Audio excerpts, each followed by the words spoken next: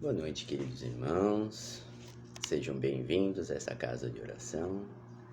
Se sintam acolhidos e abraçados por nosso Mestre Jesus. Hoje eu trouxe para nossa reflexão o capítulo 10 do Evangelho segundo o Espiritismo, que fala bem-aventurado os misericordiosos. Vamos dizer o que significa misericórdia. A palavra ela se divide em miserere, e é ter compaixão, cordis, coração. É o coração junto com a compaixão. Quando a gente se compadece do sofrimento, das dores do próximo, né? Então esse vai ser a nossa reflexão, né? Do sofrimento, da dor, né? Do perdão, né? Então a gente vai tratar sobre isso, principalmente do perdão. Eu vou ler dois trechos, né? Peço licença para ler dois trechos do Evangelho. O primeiro trecho, ele está em São Mateus, capítulo 17, versículos 15, 21 e 22. Se vosso irmão pecou contra vós, ide e exibir sua falta em particular entre vós e ele. Se ele vos escuta, ele ganha o vosso irmão. Então, qual a atitude, né? Esse pequeno trecho que devemos tomar quando fomos ofendidos por alguém. A gente deve, né, exibir a falta da pessoa em particular, e se ela nos escutar, a gente vai ter ganho o irmão. Muitas vezes a gente acaba fazendo isso na frente de todo mundo, né? Então a pessoa às vezes se sente humilhada, outras vezes ela começa a nos atacar. Então às vezes a gente, em vez de se reconciliar, acaba gerando brigas, discórdias, né? Então vamos tomar esse cuidado, né, ao falar de alguma falta de alguém, falar só nós e a pessoa, né, para ter uma chance maior de reconciliação. Então vamos continuar. Então Pedro, se aproximando, lhe disse: Senhor, quantas vezes perdoarei ao meu irmão quando houver pecado contra mim? Será até 7 vezes? Jesus lhes respondeu: Eu não digo até 7 vezes, mas até 70 vezes 7 vezes. Então, de acordo com esses ensinamentos, quantas vezes temos que perdoar nosso irmão? Não tem um limite para o perdão, né? Cada falta que nosso irmão cometeu, a gente deve perdoar 70 vezes 7. Cada falta. Ou seja, não tem um limite. Então, se uma falta, a gente perdoa 70 vezes 7, né? Cometeu outra 70 vezes 7, então por isso que a gente percebe que não tem um limite para o perdão, né? No segundo trecho, ele está em São Mateus, capítulo 5, versículos 25 e 26. Reconciliai-vos o mais depressa com vosso adversário, enquanto ele estiver no caminho, a fim de que o vosso adversário não entregue ao juiz, e que o juiz não entregue ao ministro da Justiça, e que não sejais aprisionados, né? O que Jesus quis dizer com essa prisão aí, né?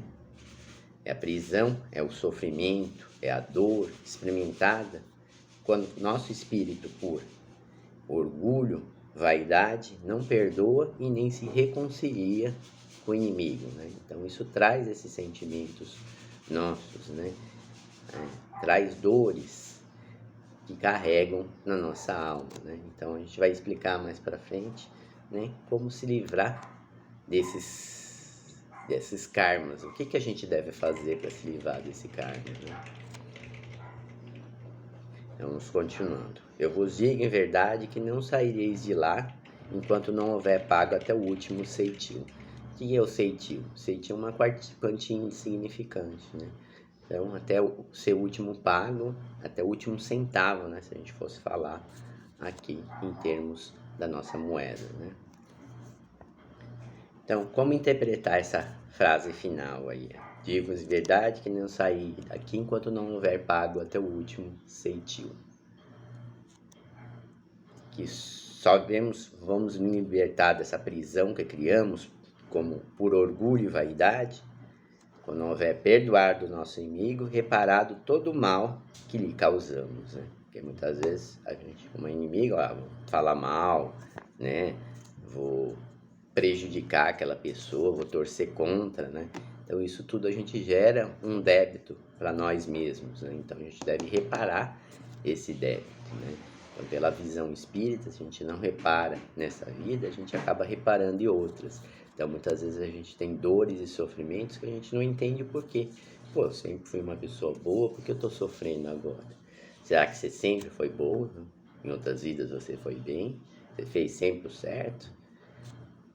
Muitas vezes não, né? Então a gente acaba reparando aqui e agora o que a gente fez, né? É que nem se a gente fosse lembrar a questão, né, que está na própria Bíblia, né? De João Batista. João Batista foi quem? Elias, né? Elias, para quem não lembra, né? Teve um desafio, né?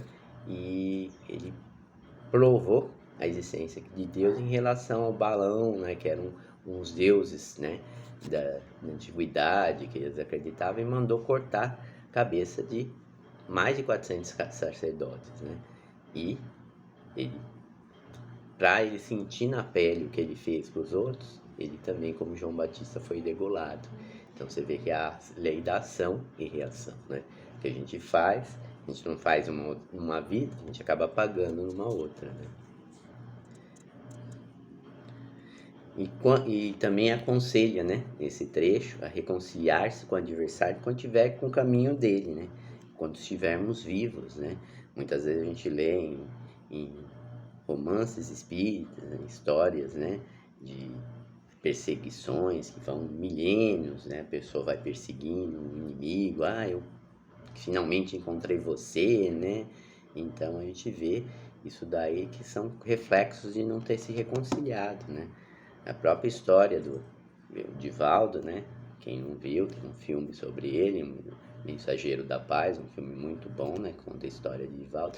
Tem um inimigo de 400 anos, né? E ele acaba, pelo bem que ele faz, né? Ele consegue começar a se reconciliar com esse inimigo, né? Imagine a dificuldade que ele, né? Um espírito muito mais evoluído que nós, né? Já teve essa dificuldade, imagine nós, né? Então é muito mais fácil a gente não criar inimizades novas para não aumentar nossos débitos no futuro, né?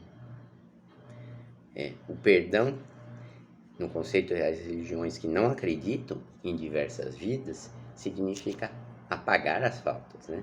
Limpar a alma do pecado, do mal praticado, fugir da responsabilidade, né? Nos termos desse perdão, aquele que ofender alguém recebe absolvição, limpou os pecados, né? E fica com a estrada livre para novos erros, né? Para novas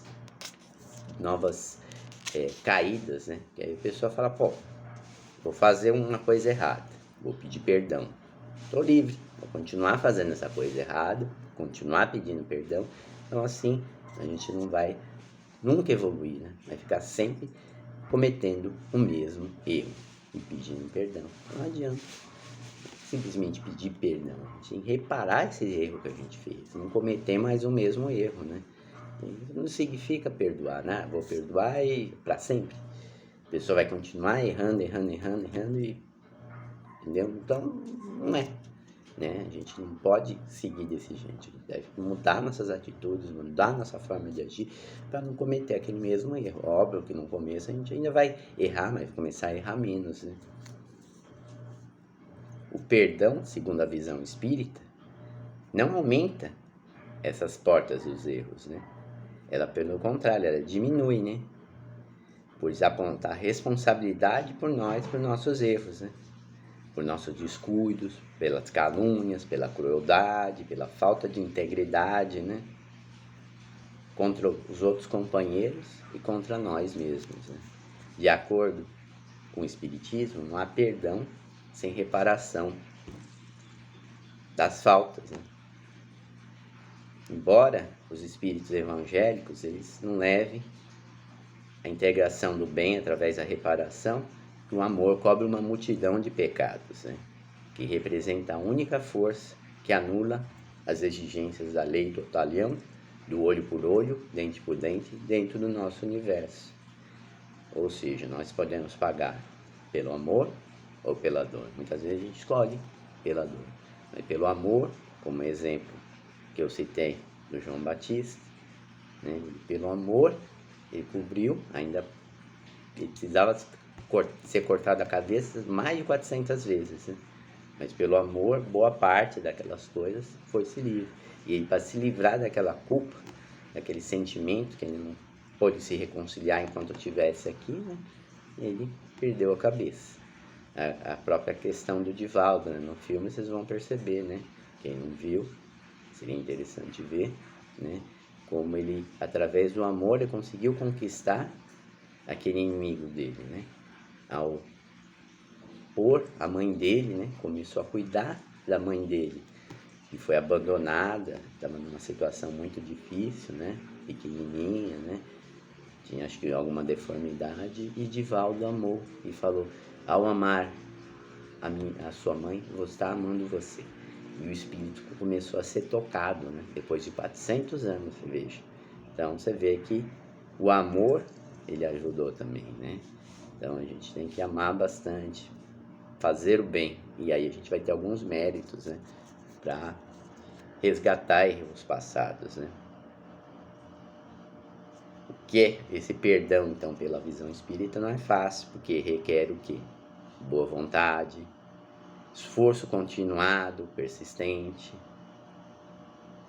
E aí a gente vai tendo novas oportunidades de resgate e reparação dos erros, né?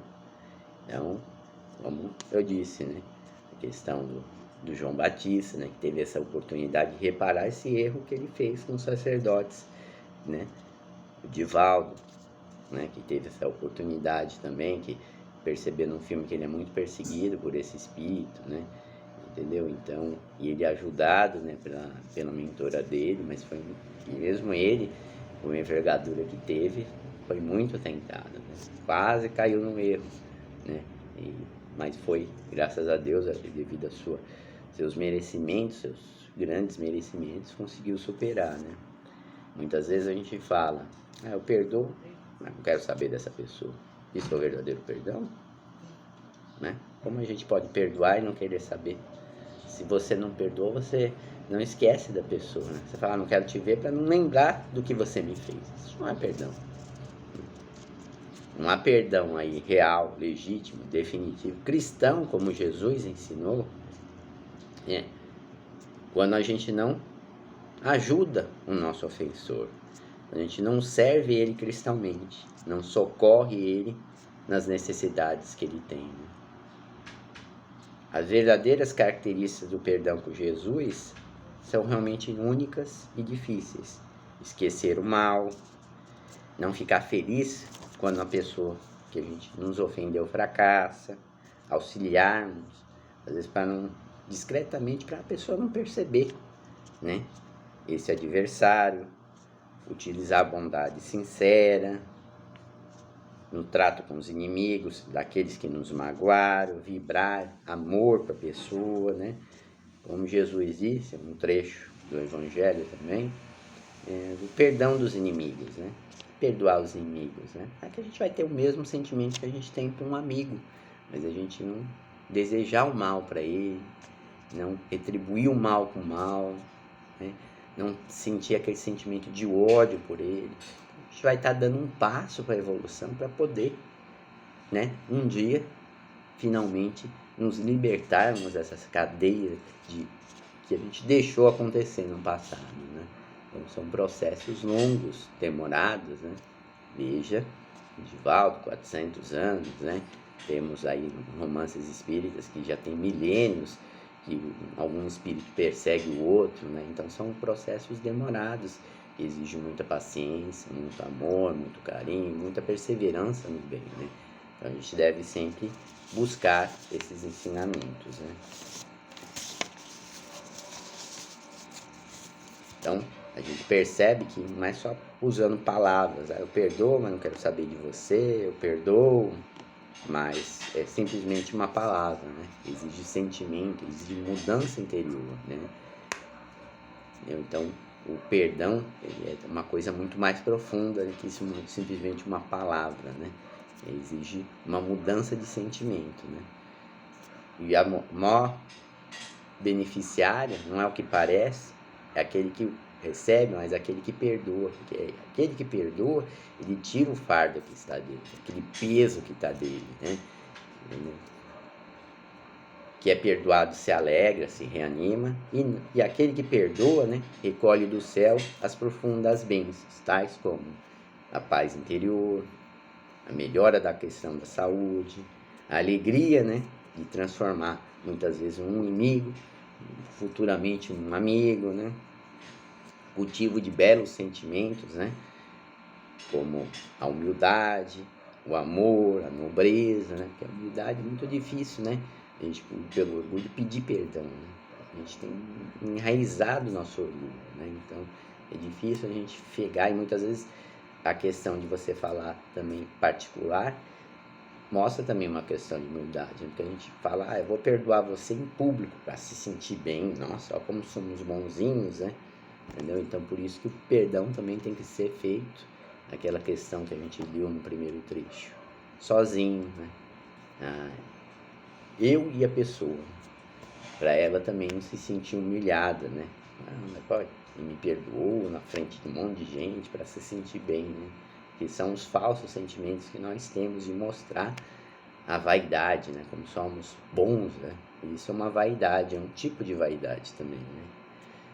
Quem perdoa liberta o coração para as mais sublimes manifestações do amor que eleva e santifica.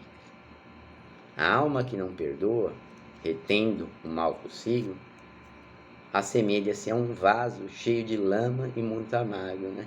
Que nem Jesus falava do fel, né? Jesus aconselhava perdoar até 70 vezes 7 cada pecado, infinitamente, para que o amor esteja em nosso espírito como o sol brilhando numa casa limpa. Quem não perdoa transfere para amanhã o problema, para outras vidas, o sofrimento, a dor que isso vai causar, muitas vezes perseguição desses nossos inimigos. Aquele que perdoa morre com a paz na consciência, com a luz do espírito, com consolo no coração. Quem não perdoa carrega consigo o remorso, a sombra, a dor, o sofrimento, muitas vezes perseguições, brigas, né? Agora tem umas questõezinhas aí para a gente refletir. Aqui, antes de perdoarmos alguém, é conveniente o esclarecimento do erro. Deve perdoar sem exigir condições, né? Mas é muito interessante, né? A boa palavra, esclarecer. Muitas vezes a pessoa age daquela forma e não percebe. É uma forma normal, né? Muitas vezes eu mesmo, uma colega que parou de falar comigo, eu não entendi o porquê. Depois eu vinha saber que a forma que eu falava, a pessoa ficou humilhada. E aí, através daquilo, eu falei, pô, eu tenho que melhorar a minha forma de falar, né? Para mim, parecia uma coisa normal, mas para a pessoa, né? Entendeu? Falar assim para a pessoa, mas isso daqui é uma questão simples, né? É só você fazer isso e aquilo. Para mim, era uma coisa normal. Falar, isso é uma questão simples. Mas a pessoa se sente humilhada. Vamos falar, pô, você é burro. Você não sabe que isso daqui é tão fácil. Então, você vê, às vezes, a própria palavra que a gente fala, né? Ela gera um sentimento na pessoa que a gente não entende. E se a gente não fala isso para a pessoa, como é que ela vai mudar? Como é que ela vai agir de uma maneira diferente, né? Então, a gente deve refletir isso também, né? Quando alguém perdoa, deve mostrar a superioridade de seus sentimentos para que o culpado seja levado a arrepender-se? Não. Né? Você tem que perdoar sem exigir nada. Tem que ser sincero, ter muito amor, sem reconhecer de qualquer natureza, né? Concilia-se o mais expressa com seu adversário. Naquele segundo trecho a gente viu. Esse é o desejo do Evangelho. Mas se o adversário não quiser, ele vai carregar aquele sentimento de ódio, de rancor com ele. Ele vai se prejudicar e a gente vai se libertar. E a gente falou, né? Quem é o maior beneficiado do perdão? Não é aquele que recebeu o perdão, mas aquele que deu o perdão. Entendeu? Então, por isso que a gente fala, porque aquele outro, ele vai levar aquilo de lá. Você já fez sua parte. né? Você tentou se reconciliar e mais para frente a pessoa vai perceber isso, né? Entendeu? Porque ela vai trazer aquela dor, aquele sofrimento, né? Por que Jesus teria aconselhado a perdoar até 70 vezes 7? Porque nós mesmos cometemos erros todo dia, né? Na própria oração do Pai Nosso, a gente pede, perdoai as nossas ofensas, assim como nós perdoamos a quem nos tem ofendido. Como eu posso perdoar, exigir perdão de Deus, se eu não perdoo aquele que está, né? No próprio Evangelho tem uma parábola de Jesus que conta disso, né? Que um rei chamou um servo que devia muito para ele, que queria que ele pagasse. Ele se ajoelhou, pediu perdão, falou que... Aí o rei perdoou. Ao sair, o que ele fez? Um cara que devia bem pouco para ele, comparado com o que ele devia para o rei, mandou prender, não perdoou. O rei, sabendo disso, pegou e mandou prender ele até ele pagar. Quer dizer, se ele tivesse agido com misericórdia, né, que é nosso trecho de hoje, né, misericórdia, com perdão, ele tinha sido perdoado. Mas ao não agir com misericórdia, o que aconteceu com ele? Foi preso. Então mostra, né, perdoarmos para assim, na medida que somos perdoados, né? Por isso que eu quando rezo, eu ponho na medida, né? À medida que eu perdoar, eu quero ser perdoado. Então agora vamos refletir para finalizar, né? Um trecho que está no Pai Nosso, né? Que é o efeito da cólera, né? Então tinha um homem que encontrou com Jesus e ele tinha dilapidado amigos, tinha tomado terra, tinha trazido muita dor e sofrimento. Ele foi em vários médicos e não conseguia achar né? A razão de ter aquele sofrimento. Pediu perdão para Jesus, Jesus o perdoou, mas ao sair de lá, o mendigo se pisou sem querer nele. Ele atacou o mendigo com raiva, com ira, né? E começou a sentir isso de novo e foi perguntar para Jesus, né? Jesus viu o que estava acontecendo e parou e falou: você trouxe a raiva e o ódio de volta ao seu coração, né? Então, vê aí o que a falta do perdão trouxe, né? Que trouxe para ele esse dor, esse sofrimento, e agora vai ter que arcar, né? Ele recebeu o perdão, e porque ele não pôde perdoar, uma leve falta, né? Então, muita paz a todos, amor e luz, boa semana, e que Jesus os acompanhe hoje e sempre.